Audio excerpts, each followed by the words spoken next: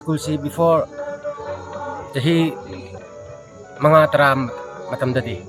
oja si laami aduga koi function si asan na tawrami aduga koi school book su leirami aduga school kitchen su leirami aduga koi function si ran si asan na tawramani adu hojikti oja si koi chiplak lak pidre aduna koi student school infrastructure su krawat kre aduna yargadi koi government side lomdagi oja si amtang tohan binaba si koi aina government side aina si nijabane मालेमगी ओइना साखटपगी पनखै लोमलकले हाइनरिबा कुनमाथोय सुबा जई सा असिदा मणिपुरगी ओइनादि आंगांग सिंगदा lyric ताकपिनबा ओजा अमता लेइतबा school कया अमा लेइबा थेंगनरी मणिपुरगी मनुंग हजना लेइबा school कया अमदि आंगांग सिंगना मखोयगी lyric ताकपिनबा ओजा Lakpa ngaihouri आंगांग सिंगना मखोयगी lyric ताकपिनबा khourangna ओजा ngaihouriba खुल अदुदि कामजोंग डिस्ट्रिक्टगी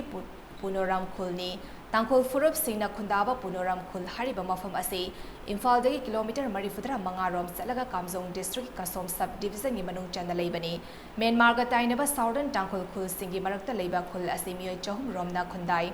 खुल असिदा लेरिबा प्राइमरी स्कूल असी हाना मथौ फजना तौरमलबसो हौजिकि मुटपका पांखक ओइरे ngasiदगी चै 10 रोमगी ममांगदा नोंमखक ओजा अमखक लालुंबा अदुनतना ngasi फावलेंगा की ओजा अमदा लाखिद्रोय हाइना मफम अदुदा पाउलोबो चलुबा ममी टीवी की वीडियो जर्नलिस्ट लाइकांतदा खुंजा सिंगना फुंदोरकी अगर हजिक लेजरी मफम असी इम्फाल किलोमीटर चाम कसोमदगिना किलोमीटर 30 चलगा लेबा पुनोराम हाइबा खुल अदुदनी खुल असिदा मही तमगी आम बंगोर स्कूल असी हौजिक ngasi चै 10 मुकी ममांगदी ओजा लाखिदबना मरम अदुना स्कूल असी हौजिक फंक्शन तौदुना लेरे खुल असिदा लेरिबा आंगांसिंग असी मही तमफम लेतदुना अवामा मायोगनी इरमसिगी मतांगदा खुल सिगी निंथौ उनबदी पौदम मम aise punomram ki headman ne ningthau ne ko aduga khunji ki loina thia phatap ko aina loina dai purga aina kono le japne aduga si ekoi angang macha school tamningba necessary yam leyam ko adu ja si phangba ngomdre hujik si aduna yargadi koi government side tagi angang macha student macha nursery khoi si like tamhan ma phangan biu hai si aina khunji ki ningthau amo aina government aina si adu koi school si before jahi mga taram matamdadi oja si laami aduga koi function si asan na tawrami aduga koi school book su leirami aduga school kitchen su leirami aduga koi function si ran si asan na tawramani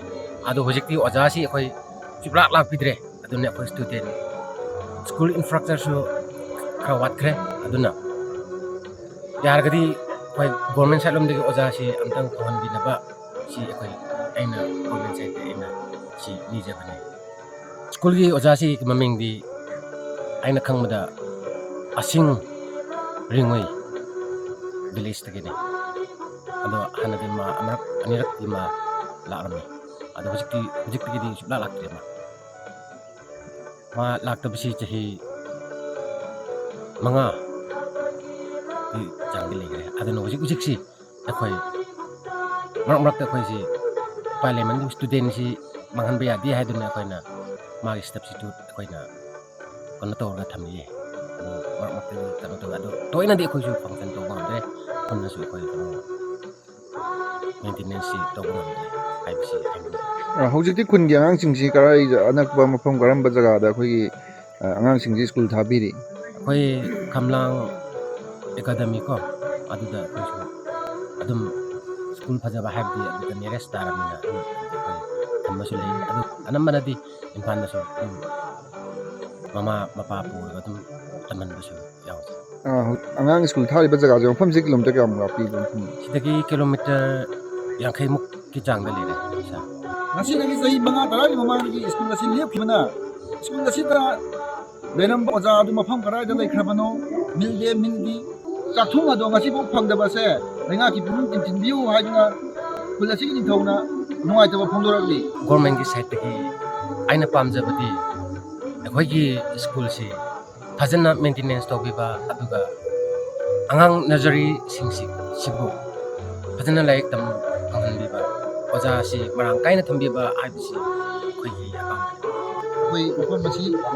Abdul Jediogi Makada School among the Osukura Matamasi, Randa of the Manama with school city Manula, furniture item later, Amadi, Pulasiki, Ronga, Ando, Casting Assistant, Masina say Mangatana among the Laki, the right and later Karamba Mahonda, later Magi to Lukai, the Pangino, and the midday milky Matanga soup, Matam Ama, Hangamamaga, Hoji Power, the no with the Laki, the Music and make him have to do. Layaki Makagi mean some home to behind the feeling toe, Comport Apina, no item of Pondo, School Lasida, Lady Awapa, Mayamasi, Pulasiki Tona, Langaki Pumin, Tinchilagi. He doesn't see Matanga, Bauda, like under, Mami TV, Unora. Khul asigi headman comfort cuttingna khul asigi khunja singna thengnariba khudong chadaba singi matangda MAMI TV da hai. Khul asida leiba khunja singna thangnaba khulda macha sing kindergarten tamba fawa thaba ngamdaba yauri. Asiguma khul asigi khunja sing angang sing lairik tamhanabagi thengnariba awaba ase lengang na meeting sangbinaba headman comfort cuttingna lenga ke puning chingsilakli.